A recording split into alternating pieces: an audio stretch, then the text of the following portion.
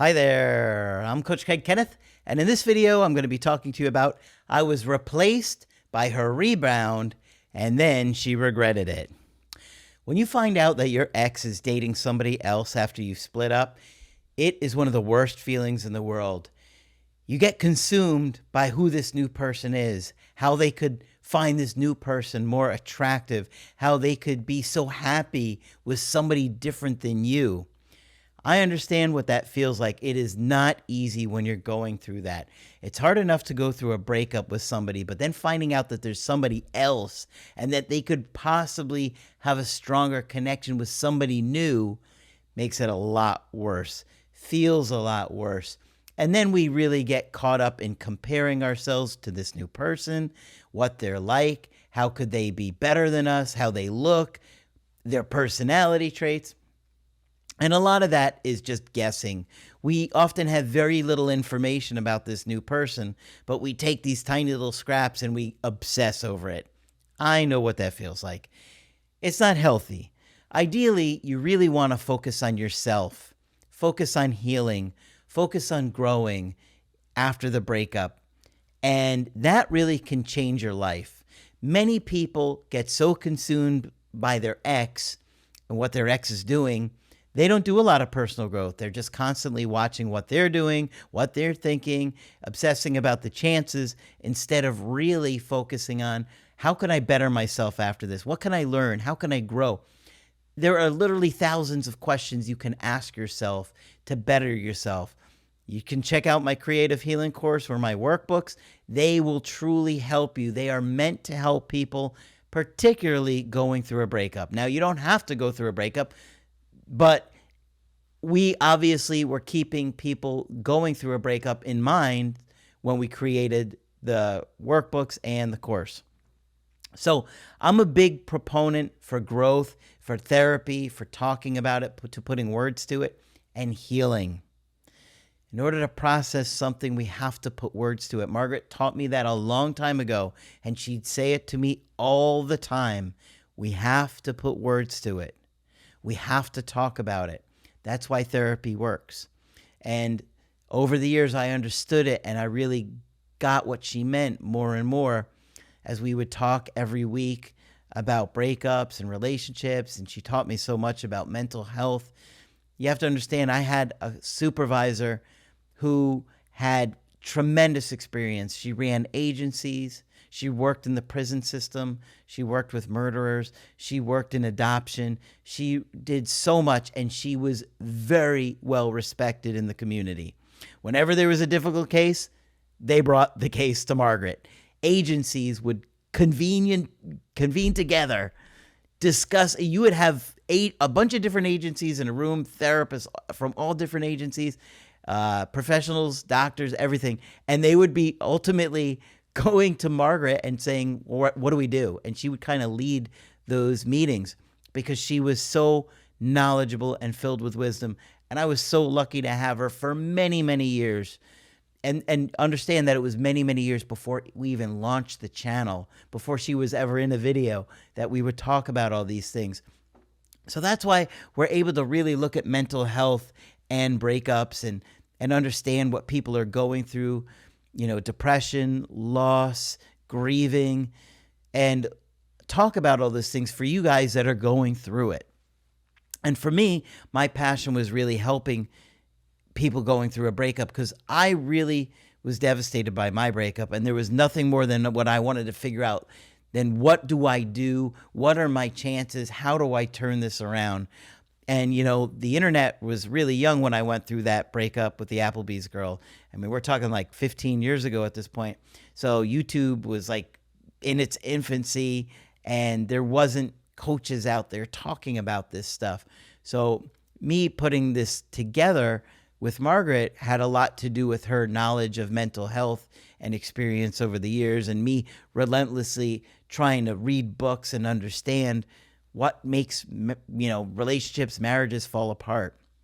But, one of the things that is so challenging after a breakup is seeing your ex happy with somebody new and feeling like they're going to stay with that person forever. And I've talked about that in my own situation, that I was devastated, and I was absolutely convinced that my ex with her rebound was going to last forever. And Margaret kept telling me, no, it's not going to last. It's not going to last.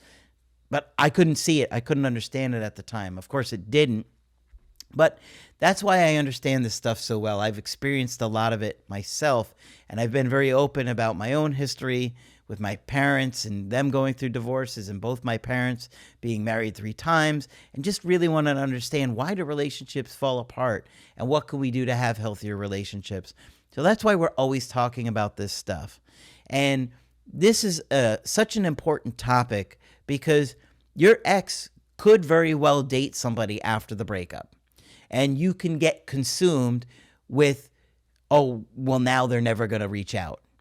But most rebound relationships fail, okay? There's no doubt about it. Most marriages fail. So if that's the case, then what are the chances that a rebound relationship lasts? So today I've got a great email coaching that somebody went through this, and their ex started dating somebody else, and that rebound didn't last. And what do you think happened? Something that I see happen all the time. Hi, Craig. First and foremost, I want to say thank you so much for consistently sharing incredible content and videos.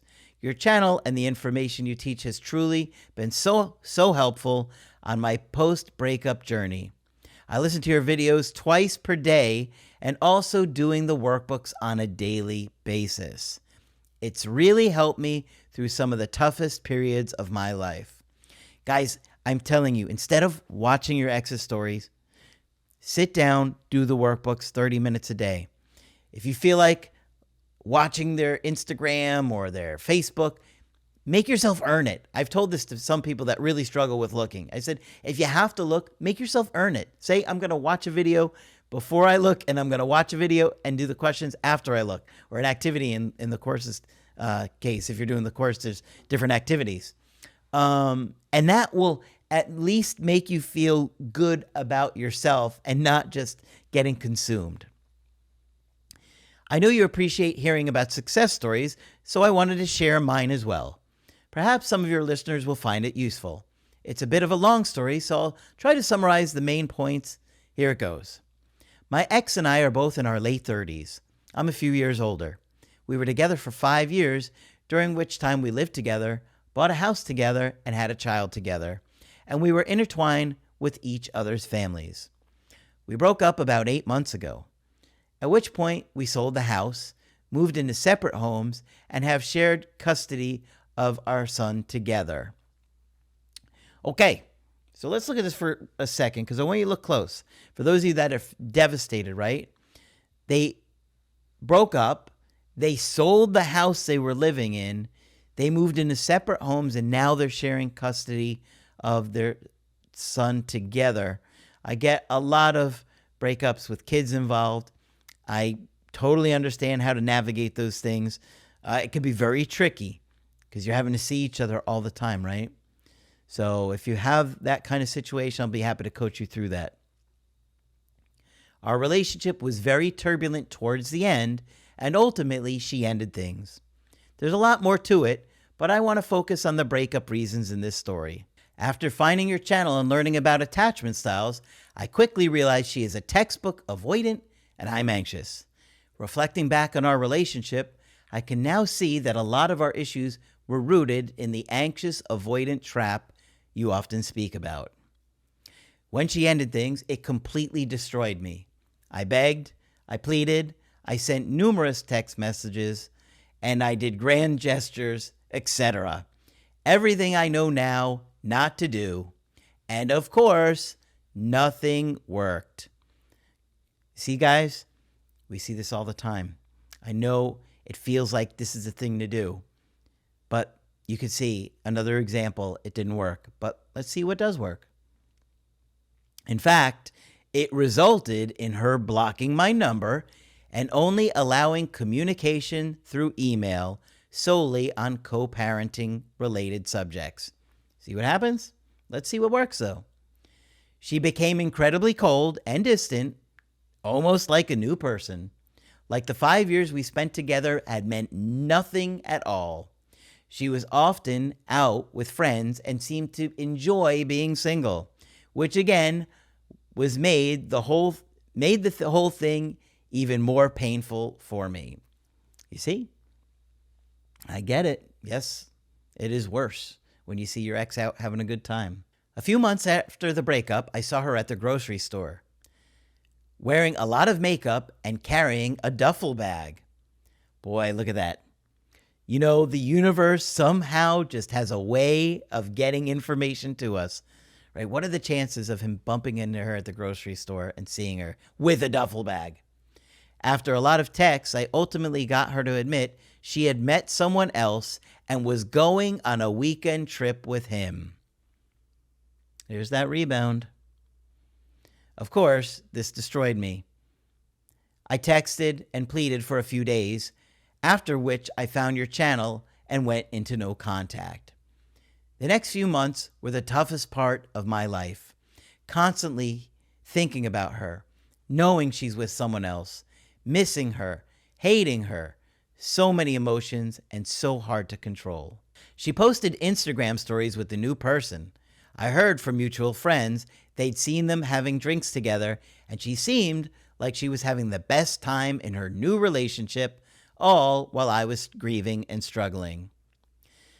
No contact with a shared child is incredibly hard, as you have to see and speak to her even if you don't want to, but I managed the best way I could.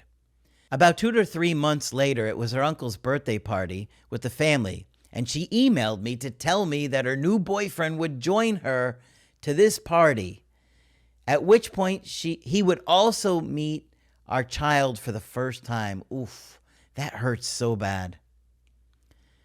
Again, this destroyed me. He's now meeting her family and our child? Am I that easily replaced? Did our time together mean nothing? That's what it would feel like, right? It was really hard, and for a while I struggled with my own self-image and self-confidence. Coincidentally, her new boyfriend and I even had the same name. So it was like she simply replaced me with a new version of me. Let's say his name is Gary. It's like replacing old Gary with new Gary. Nevertheless, even though I was hurting internally, I remained calm on the outside and kept going no contact, not reaching out. How could you reach out? She had blocked you. With the exception of co-parenting related topics. This went on for about 3 months or so, still only communicating through email. What happened next was very surprising, so I had to share it in bullet points. Out of the blue, she emailed me one night asking to meet for a coffee and talk about our child. I felt this was an indirect direct, so I very politely declined and said that anything child-related can be discussed via email. Okay, so I'm not sure why you would decline an indirect direct. We want to talk to somebody in the indirect direct. You should have agreed to meet her. I think you got confused there because I think at that point she was wanting to talk more than about the child, right? Because she had blocked you, right? So why would she go from all of a sudden blocking you to wanting to talk about the child in person for coffee? So right there, it tells me there was more to it. A few weeks later, she emailed again saying, "Please, can we meet for coffee? I am so sad about how things have become between us." This time I agreed to meet. The meeting only lasted for about 5 minutes because I immediately noticed she only wanted to talk about our child. Yeah, but you didn't give her time to warm up. I still think there was something more to it. And had you stayed there longer, you would have heard it, because it's not easy for her to start saying she wants to repair things. And 5 minutes in, you're barely giving her any time to say hi and sit down and feel comfortable talking to you again. She did hint at regretting the past. See, you left too soon again. And said she wanted me back in her life, but I remained calm and said I'm not open for friendship, and that unless she's open to explore something more between us, we should just keep things unchanged. I then said, "Nice talking with you," and left. This tells me you're still really anxious, right? Because if you had been a little bit calmer and more relaxed, you would have been able to stay chill, been okay. You needed to give it a little bit more time. I think you got anxious and were being rigid and, If we're not talking about more than our child, I can't be here today. you got to relax a little bit. You were like kind of black and white here about this. Like, we're reaching out with the indirect direct. Indirect directs are good. We want them. We don't ignore our ex when we have them do that.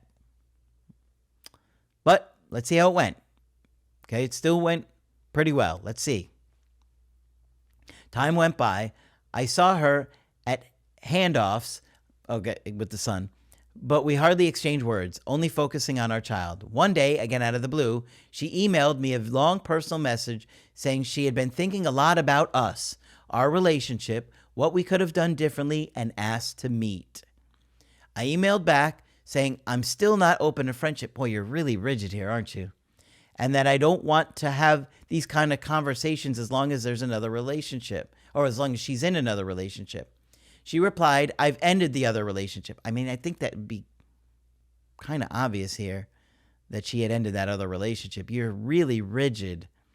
Make sure you're working on that anxiety because, look, she literally said to you that she regretted the past, wanted you back in her life, and she's opening up more here. So I think you were kind of being a little too stern about how this was going. I think it was going better than you realized is what I'm trying to say. I suggested we have dinner at my place, good, one evening and talk about our child, and when they had gone to sleep and she agreed. What happened next was unreal to you, but not to me. What do I tell you guys all the time? Let's see. Even though he's made some mistakes, this hasn't gone too smoothly. It could have gone bad, but her interest level was high, right? Because he had cut things off too quickly, those previous interactions. Let's see what happened. She told me she'd been struggling a lot. She had been living in a fog and regretted a lot of things she did in our relationship. She had been going to therapy on a weekly basis and deeply regretted her rebound. For those of you that doubt what we say, she even apologized to me for seeing him and treating me that way. And she apologized to her own family for introducing them to him so soon. She was ashamed of her behavior and was just more apologetic and reflected than I had ever seen her before. She said she hoped I was still open to a future together and would be incredibly grateful if we would have another chance. This was unreal to me, but it just goes to show that what you're teaching really works. Guys, there is no doubt that what we teach really works. Look at the comments on the channel. Look at the success stories we share. Think about your own personal growth since the breakup. There is no doubt that it works. I know you're scared. I know you're anxious. I know that it seems like it can't turn around, but here we have another example. And he even messed this up quite a few times. Without your guidance, your videos, and the personal growth I've made through your workbooks, I would have never have endured the constant struggle through no contact. I would have never had the composure and calmness to meet her and talk with her the way we did. My past self would have had resentment for her actions and her rebound, but I'm in a much better place. I understand my anxious attachment style and how to improve it, and I am overall more confident and at ease with my personal values. We are slowly starting things up again to see if we can work it out. I don't know what will happen, but I know things will be better either way. I was in some very dark places through this process where hope seemed almost impossible. So I wanted to share this story with you and your listeners to potentially shed some light to the different situations. Regardless how hopeful or hopeless things seem, it actually can turn around, and what you teach has a really big impact. So thank you again, and I wish you all the best. Thank you for sharing that. You did good. You made some mistakes. They could have been costly, but because you really were focused on the personal growth, it really got you through those big moments where you had to talk with her, where you had to get in front of her, and you stayed calm. This is another great example of a breakup turning around. Now, they're still just starting to figure this out, but if he stays focused on the personal growth, I think he's got a good chance of turning this around. When you have a kid with somebody or a family with somebody, it can feel a lot more important to make it work, or at least give it another chance. And she has shown a lot of growth. She's in therapy. She's owning the problems. She's talking about how she's apologizing. She's taking accountability. And these are a lot of great things that you want to see with your ex if it's going to turn around. Many of you are going to hear from your ex when the rebound ends. I know you doubt it because your ex is really cold, but just think about how cold his ex was. He had a child with her. She had blocked him. And look at how it turned around. He doubted it. He didn't think it was going to work, but it did. He did what I told you guys to do. He did the work. He made a couple mistakes here when she reached out and tried to get in front of him, but we hadn't done a coaching together. And it still was able to turn around. So do the work, guys. It pays off. Exes come back after the rebound falls apart all the time, but you want to do the work so you can do great when you get in front of them. You want to re-attract them again. So hopefully this one's been helpful to you. If you'd like to get my help personally, you can do that on my website, askcraig.net. I do email coaching and I do Zoom calls. But that's it for this video. I'm Coach Craig Kenneth, and I will talk with you soon.